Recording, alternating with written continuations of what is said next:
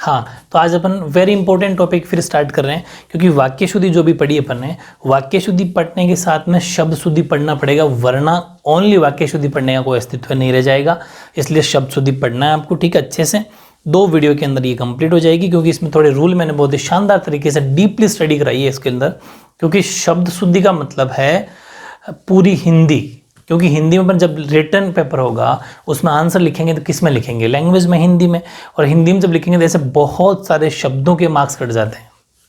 आपका आंसर भले ही सही है, बिल्कुल सही प्रॉपर तरीके से आंसर लिखा, लेकिन वर्ड अगर बीच बीच में शब्द गलत है तो गोले गोले बना देगा, और गोले गोले टीचर जब बना देंगे तो फिर आपके मार्क्स कहाँ से आएंगे, ठीक है। जबकि इतना ईजी सब्जेक्ट है, उसमें आप 100 में से 100 या 98, 97, 5, 6 मार्क्स ईजिली आ जाते हैं, लेकिन गलतियाँ होती है शब्दों की, ठीक है। तो वाक्य शुद्धि में भी शब्द शुद्धि काम आता है। वाक्य शुद्धि अकेले पढ़ के आप कभी पूरे मार्क्स नहीं ला सकते, ठीक है। इसलिए शब्द शुद्धि स्टार्ट कर रहे हैं, ठीक है। अब देखो मैं स्टार्टिंग करूँ, सारे रूल अकॉर्डिंग टू बिल्कुल रूल साथ के साथ लिखना। और हाँ, एक बात और बता दूँ, खूब सारे स्टूडेंट अभी भी टेस्ट नहीं दे रहे हैं, वाक्य शुद्धि में टेस्ट नहीं दिया, कोई बात नहीं, मत देना, भुगतोगे। अभी तुम हल्के में ले रहे हो, तुम इसमें मतलब बिल्कुल तुम्हारे में अक्ल नहीं है कि ये कितने इजी टॉपिक हैं जो 4-4 नंबर दे रहे हैं आपको। इजी लग रहे हैं ना अभी तुम्हारे दिमाग में, कि कुछ नहीं पता चलेगा एग्जाम में। ऐसे सेंटेंस आएंगे कि ये लिख के आओगे, पता नहीं चलेगा कि वह आटा पिसाने गया है। सही लगेगा आपको कि हाँ आटा पिसाने गया है, क्योंकि बोलते ही ऐसे हो, वो हर कोई ऐसा ही बोलता है, ठीक है। लेकिन एक्चुअल में रॉन्ग हो जाएगा इन चीज़ों हल्के, मतलब पता चलेगा एग्जाम में, ठीक है। टेस्ट नहीं दोगे कोई बात नहीं, मत दो। 40-50 जो आप सोचते हो परसेंटेज, 90 का जिसने सोचा है ना, तो टेस्ट के बिना परसेंटेज के बारे में सोच मत लेना, ख्याल मत लेना माइंड में कि हमारे 90 बन जाएंगे। बिना टेस्ट के कभी परसेंटेज नहीं बन सकते। पहले टॉपिक कवर करो, फिर बिना देखे उसका टेस्ट दो। इतनी अच्छी ऑथेंटिक स्टडी कौन करवाता है आपको? घर बैठे सब कुछ टेस्ट मिल रहे हैं आपको कि चलो ठीक है, मैं जानबूझ के देता हूँ कि चलो टेस्ट मिल गए, उसके साथ में आंसर की मिल गई है ना, फिर भी नहीं, अगर फिर तो फिर तुम्हारा कुछ नहीं हो सकता, ठीक है। चलो फिर शब्द शुद्धि की मैं अगर बात करूँ तो देखो, शब्द शुद्धि लिखते कैसे हैं एक्चुअल में, ये ज़्यादा बेटर वर्ड होता है। पहले मैं आपको एक चीज़ बताऊं, शब्द शुद्धि, ये शुद्धि ये ज़्यादा बेटर है, ठीक है। और एक्चुअल में ये भी होता है, हालांकि गलत नहीं है, लेकिन व्याकरण के अकॉर्डिंग ये सही है, ठीक है। ये भी एक कारण है। और क्यों? क्योंकि जो नीचे लगा होता है वो पूरा होता है, और जो जिसके नीचे लगा होता है वो पूरा होता है, और वो होता है आधा, ठीक है। तो ये ध तो है पूरा और द है आधा, एक्चुअल में ये बात समझ में आ गई। तो शब्द शुद्धि ऐसे लिखने की कोशिश करना, मतलब सब शब्दों को खोल के, शब्द शुद्धि।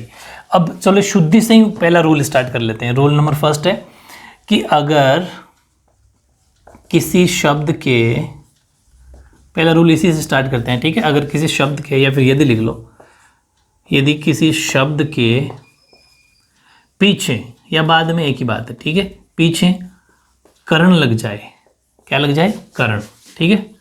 करण लगा दिया जाए, अगर करण लगा दिया जाए तो उसमें जो छोटी ई की मात्रा है वो बड़ी ई की मात्रा हो जाती है। बहुत ज़्यादा इंपॉर्टेंट रूल है, और आपको पता चलेगा कि ढेरों गलतियां यहाँ होती है बच्चों से। देखो एग्जाम्पल अपन लेते हैं, इसी एग्जाम्पल को लेंगे खुद शुद्धि को ही। जैसे शुद्धि आपने लिखी अभी ऐसी, छोटी की मात्रा है ना शुद्ध है में, इसके अगर आगे आपने करण लिख दिया तो ये बन जाएगा शुद्धिकरण। मतलब मेरा कहने का ये है कि ये जो ई की छोटी की मात्रा थी वो बड़ी ई की मात्रा बन जाएगी, ठीक है। ये ध्यान रखना जब किसी शब्द के पीछे करण लग जाए। शुद्धिकरण, समाजीकरण, ठीक है, ऐसे ही वृद्धिकरण।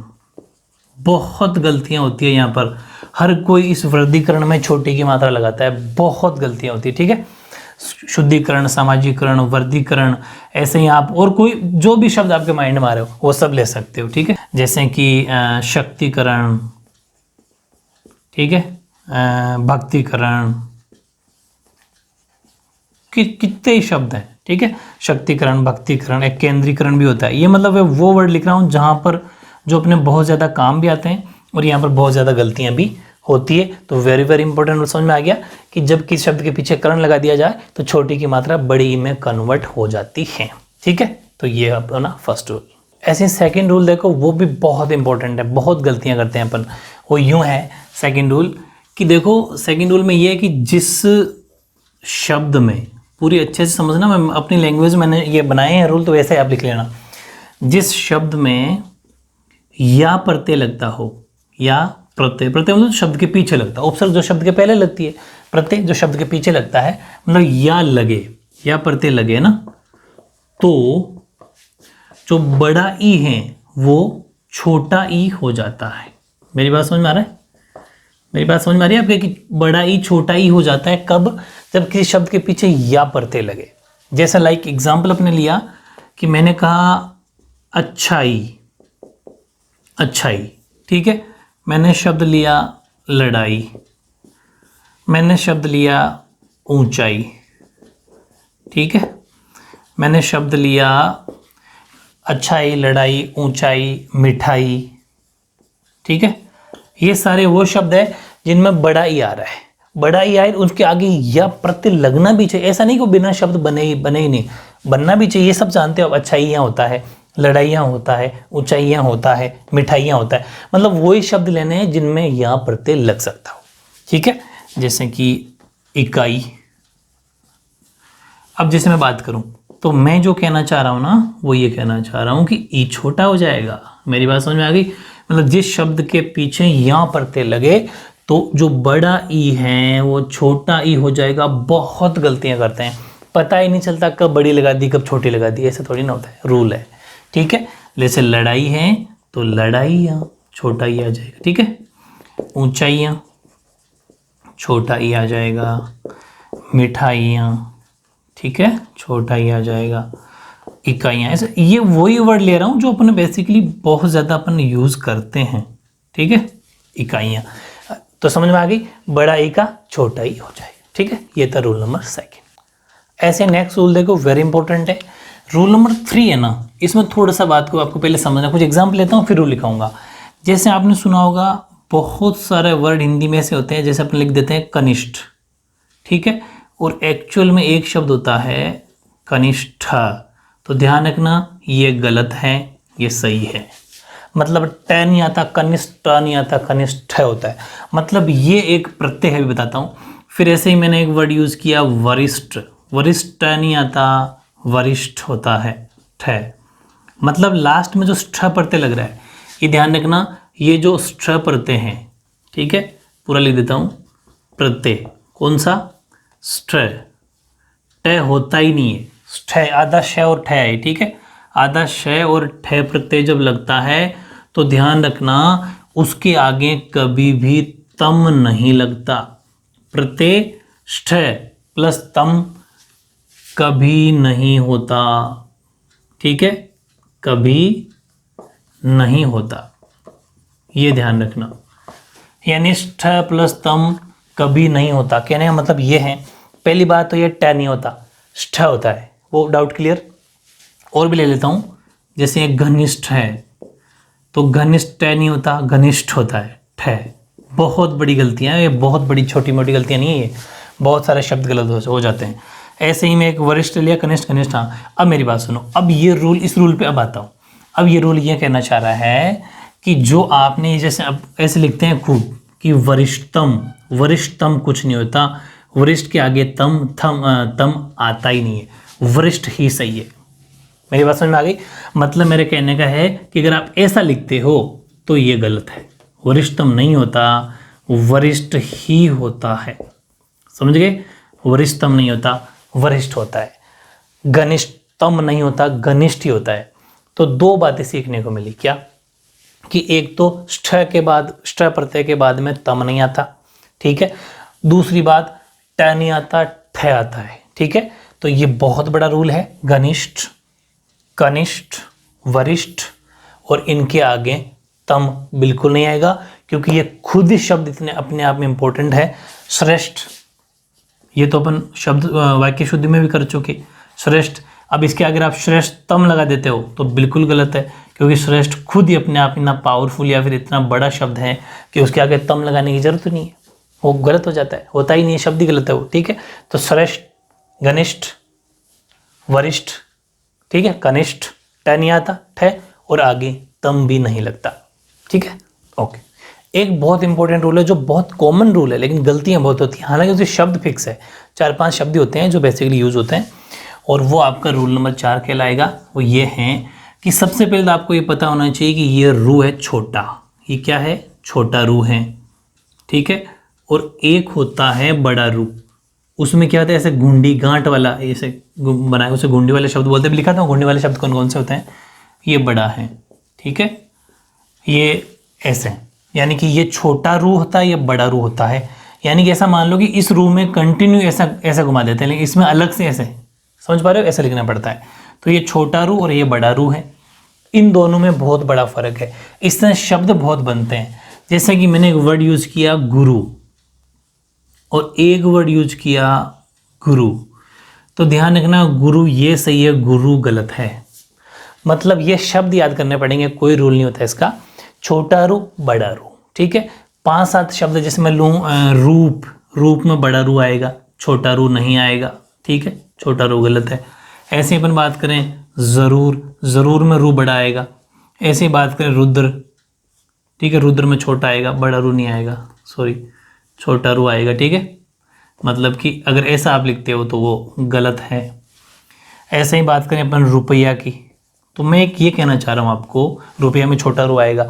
मतलब बेसिकली 90% प्लस शब्द ऐसे हैं, जितने आपको परसेंटेज बनाने हैं ना उतने ऐसे हैं जिनमें छोटा रू आता है, लेकिन 10% शब्द ही ऐसे हैं जिनमें बड़ा रू आता है। जैसे एक शब्द लेता हूँ मैं शुरू, यहाँ थोड़ा कन्फ्यूजन हो सकता है, शुरू में क्या होता है, बड़ा रू, ठीक है, लेकिन शुरुआत जब लिखते हैं तो रू छोटा हो जाता है, ये डिफिकल्ट वर्ड हो जाता है, इस पे थोड़ा गौर करना है। मतलब कि शुरू अकेला लिखोगे और उसे रू छोटा लगा दिया तो गलत है, लेकिन शुरुआत में रू छोटा आएगा, शुरुआत अगर आप ऐसा लिख देते हो तो ये गलत है। मेरी बात समझ में आ गई, मतलब रू छोटा होना चाहिए, यहाँ रू बड़ा है तो गलत है बीच में, और यहाँ रू बड़ा है। तो ये कुछ प्रैक्टिस करनी है आपको, रूप, गुरु शब्दों की, रुपया शब्द की, ये कुछ फिक्स वर्ड है, कोई टेंशन लेने बात नहीं है कि बड़ा रू है तो छोटा रू और बड़ा रू का कैसे कैसे यूज होगा, ठीक है। इन शब्दों को आपको ध्यान रखना है। 1-2 शब्द और भी लेना चाहो तो लो, जैसे पुरुष है तो पुरुष में भी छोटा ही है। मतलब मेरा कहने का मतलब ये है कि बेसिकली छोटा रू आएगा, लेकिन कहीं कहीं पर बड़ा रू आएगा। जैसे शुरू में रू बड़ा आ रहा है, 1-2 वर्ड याद कर लो, शुरू में बड़ा रू आ रहा है, गुरु में सब में छोटा आ रहा है, जरूर में ध्यान रखना, जरूर अपन बहुत लिखते हैं, जरूर में बीच में रू बड़ा आता है, ठीक है। इन शब्दों का आपको थोड़ा प्रैक्टिस करनी है, 8-10 शब्द मैं टेस्ट में और डाल दूंगा जो भी नजर में आएंगे, तो रू से रिलेटेड आपके कोई क्वेश्चन बाहर नहीं जाएगा, ठीक है। हाँ, ऐसे ही वेरी इंपॉर्टेंट नेक्स्ट रूल देखो कि जो घुंडी वाले शब्द होते हैं, ठीक है, नेक्स्ट रूल देख लेना, जो भी आप नंबर कर देना इसको। घुंडी वाले शब्द फिक्स हैं, घुंडी वाले वर्ण, घुंडी वाले वर्ण जो होते हैं, घुंडी वाले वर्ण कौन कौन से होते हैं, एक तो आपने देखा होगा, स्टार्टिंग से लेता हूँ, जैसे कि थ, ठीक है, भ, वैसे ही आपका श, क्षय, थ, भ, श, और अच्छा ध हो रह गया। ये घुंडी वाले शब्द होते हैं जिनमें गांठ आती है ऐसे। तो ध्यान रखना, घुंडी वाले वर्ण जो कि ये हैं, इन पर शिरोरेखा नहीं आती। बताता हूँ शिरोरेखा क्या होती है, नहीं आती है। कैसे कि जैसा आपने थ लिखा, अगर ऐसा लिखते हो तो ये गलत है। थ के ऊपर बस एक ही जगह, मतलब पूरी पर शिरोरेखा जो ऊपर लाइन होती है ना, ये पूरी नहीं आएगी। जैसे कि ये गलत हो गया, सही है।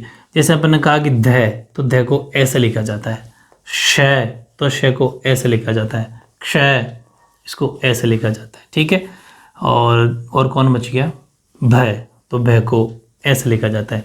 खूब सारे लोग ऐसे लिखते हैं, जैसे भगवान लिखा तो यूँ खींच देते हैं, यूँ गलत है। इसको भगवान को अगर लिखना है तो आपको क्या करना पड़ेगा, ऐसे लिख दो, ऐसे। मतलब इस स्टार्टिंग में जो वर्ड है इसके ऐसे लिखना चाहिए। बीच में आता है तो भी इस पर शिरोरेखा कभी नहीं आएगी। इन चीज़ का भी आपको ज़रूर ध्यान रखना है। ये सब अपन जब भी कोई आंसर लिखते हैं तो बहुत सारे वर्ड ऐसे बीच में आते ही रहते हैं। क्षमा आ गया, क्षमा, तो आपको ऐसे लिखना है क्षमा, ठीक है। अब पूरे पे खींच दोगे तो वो गलत है हिंदी के अकॉर्डिंग। जी, बहुत सारी ऐसी मिस्टेक है जिनमें गलतियाँ होने के चांस रहते हैं, ठीक है। ऐसे ही नेक्स्ट रूल देखो, वो है कि जो आदेशात्मक शब्द होते हैं, ठीक है, आदेशात्मक शब्द में ए आता है। अभी बताता हूँ, सोचो कि ये क्या रूल है। जैसे कि कोई आदेशात्मक शब्द तो लगभग मम्मियाँ ज़्यादा यूज़ करती है कि लिखिए, ठीक है, सुनिए।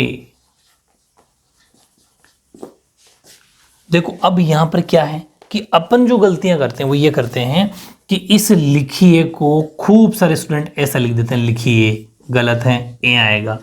मतलब जिसमें आदेश की ऐसा फील आए कि सुनिए, लिखिए, ठीक है, आइए, जैसे कि आइए, ठीक है, ये जितने भी जिनमें आदेश हो, आइए, जाइए, ठीक है, इन जितने भी आदेशात्मक शब्द होते हैं उनमें ए आएगा, ये नहीं आएगा, ठीक है, ये आपको ध्यान रखना है। लिखिए, सुनिए, आइए, चाहिए, ये वो बहुत सारे शब्द हैं जिनमें अपन गलतियां करते हैं। गलती से भी आपको ऐसा नहीं लिखना है।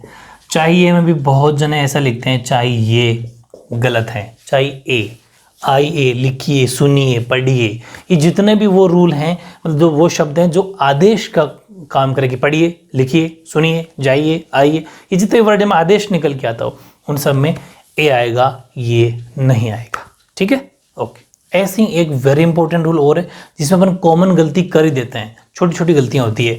जैसे कि आपको मैं बताऊं, एक तो होता है, ठीक है, एक होता है, समझ गए, एक होता है थी, एक होता है थी, ठीक है, एक होता है में, बहुत गलतियां हैं, एक होता है में, ठीक है। अब इस में का मतलब और इस में का मतलब बहुत बड़ा फर्क है। इस में का मतलब तो होता है इन, मतलब किसी के अंदर, जैसे रूम में, क्लास में, ठीक है, ऐसे। और इसका मतलब खुद में, मतलब आई, समझ गए। और ये तो चलो इन दो का तो इशू खत्म हो गया। अभी एग्जांपल ले लूँगा मैं सबका। जैसे कि अगर मैं ये बात करूँ, इसका लेता हूँ कि मैं पढ़ा रहा हूँ, पढ़ा रहा हूँ, ठीक है। और इसका मैं बात करूँ तो कह दिया कि कमरे में, कमरे में, कोई भी चीज़ के लिए कमरे में, मतलब कि कमरे में देखो, कमरे में जाओ, मतलब ये चीज़ें। किसी के इन मतलब अंदर। लेकिन जब खुद के बारे में कह रहे हो, सेल्फ, मैं पढ़ा रहा हूँ, मैं पढ़ रहा हूँ, मैं खेल रहा हूँ, तब में दो मात्रा आएगी। इसमें जब कोई चीज़ अंदर की बात कर रहे हो कि वो तो अंदर है, या इन मतलब अंदर का मतलब इन, तब में लगाना है एक मात्रा वाला, ठीक है। और दोनों में ही बिंदी आएगी, ये तो आपको ध्यान में रखना ही रखना है। इस चीज़ का बहुत ज़्यादा ध्यान रखना, यहाँ पर बहुत सारी गलतियां होने के चांस रहते हैं, ठीक है। लेकिन यहाँ पर बिंदी का भी इशू, यहाँ तो दोनों बिंदी आएगी, लेकिन यहाँ पर बिंदी का ही खेल है। कैसे कि जैसे ये है, एक ये है, एक ये थी, एक ये थी। जैसे मैं इसकी बात करूं कि एक ऐसी लड़की थी, है ना, तो यहां क्या आएगा, थी। लेकिन अगर इसी का वो हो जाए, वे लड़कियां थी, वे लड़कियां थी यार, मतलब कि ये बहुत सारी हैं, तो ये ध्यान रखना है। एक ऐसी लड़की थी, मतलब ये एक वचन और ये बहुवचन में यूज होगा। इस चीज को आपको ध्यान रखना है। बहुवचन मतलब बहुत ज्यादा, जो एक से ज्यादा। हुए लड़कियां थी तो बिंदु, देखो ये छोटा सा बिंदु रहा। एक ऐसी लड़की थी, नॉर्मल, एक ही लड़की थी तो थी, समझ में आ गया। ऐसा कैसा, ये बहुवचन में यूज होता है और ये एक वचन में यूज होता है। जैसे कि वह लड़का है, ठीक है, एक ही है, लेकिन वे लड़के हैं, वे लड़के हैं, मतलब कि यहां क्या आ गया, हाँ बिंदु, क्योंकि लड़के एक से ज्यादा है, काफी मात्रा में। बहुत गलतियां यहां पर होती है, अच्छे से आपको प्रैक्टिस करना है। आई थिंक इन सब में आपके डाउट क्लियर हो गए होंगे। एक बहुत इंपॉर्टेंट रूल बहुत है, जहाँ इंपॉर्टेंट, और वो उसमें बहुत गलतियां करते हैं अपन। क्या कि एक तो होता है श और स, ठीक है, इनमें हजारों गलतियां। पहली बात तो बोलने में भी बहुत ज़्यादा गलतियां होती है, सब से बोल देते हैं, श, स और स इनको बोलना है।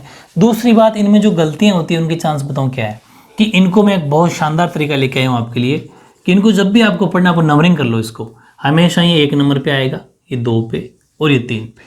क्या कह रहा हूं मैं, 1 2 3, मतलब इन 3 से बहुत ज्यादा शब्द बनते हैं। एग्जाम्पल मैंने लिया तब आपको पता चलेगा कि मैं कह रहा हूं जैसे आपको लिखना है विशेषण, तो देखो क्या शब्द लिखा अपने, विशेषण। यानी कि अब विशेषण मतलब शय आ रहा है, अब आपको पता ही नहीं चलेगा कौन सा शय पहले आएगा।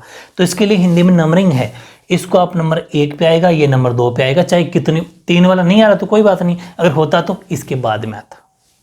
मेरी बात समझ में आ गई? ये मैथ्स की तरह मैं कुछ रूल बना लेता हूँ तो ये बहुत ज़्यादा काम आते हैं, हर शब्द में लगते हैं ये विशेषण। ऐसे ही अपन बात करें विशेष, विशेषण से विशेष बना, ये लो विशेष, इसमें भी शय एक नंबर पे, उसके बाद में ये वाला शय एक नंबर, ठीक है। ऐसे अपन बात करें शेष, इसी का उठा लो टुकड़ा शेष, और शेष से निकल गया शेष नाग।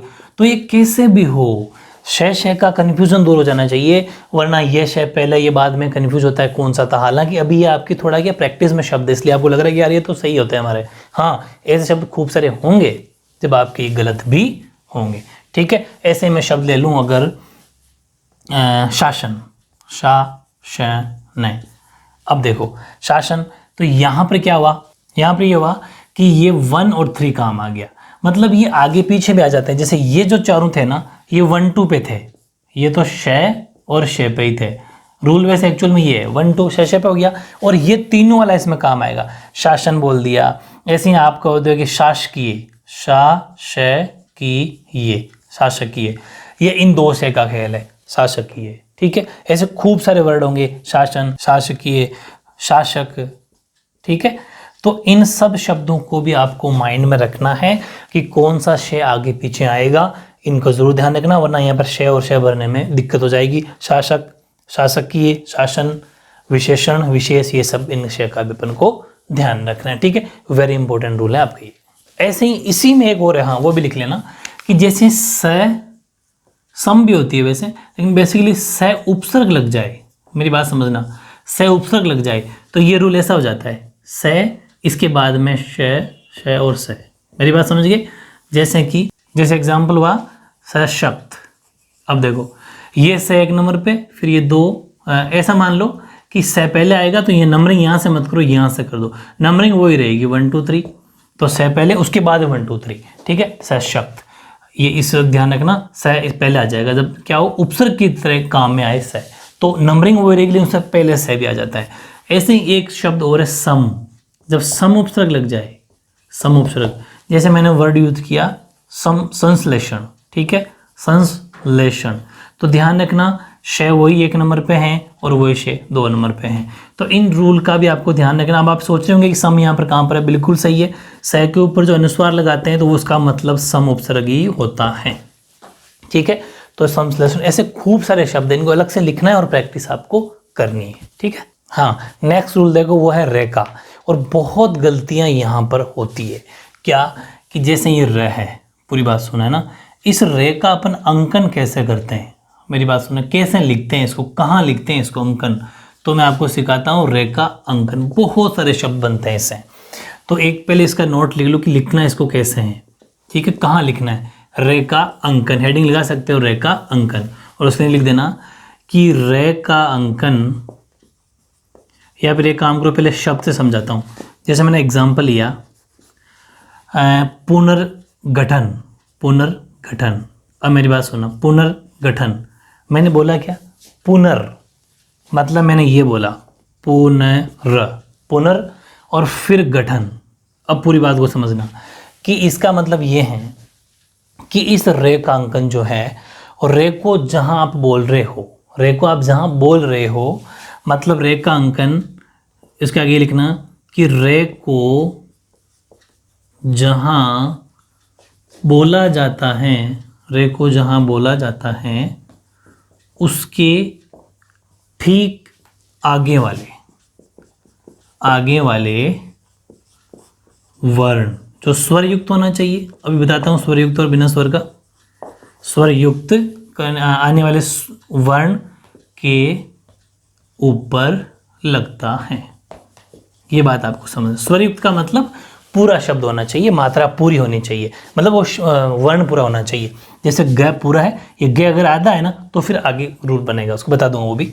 मतलब ये कहने का ये है कि ये ग पूरा होना चाहिए, और वैसे पूरा ही होता है। आप तो ये समझो कि रे जहाँ बोला जाता है उसके ठीक आगे वाले पे लगेगा। जैसे आपने बोला पुनर, कहाँ बोला आपने? पुनर, मतलब न के बाद में बोला आपने, तो कहाँ लगेगा बताओ? कि ठीक इसके आगे जहाँ आपने बोला पुनर रुक गए, र के आगे कौन शब्द तक गया उसके ठीक ऊपर जाएगा। मेरी बात समझ गए? जैसे मैंने कहा आशीर्वाद, तो क्या बनेगा बताओ?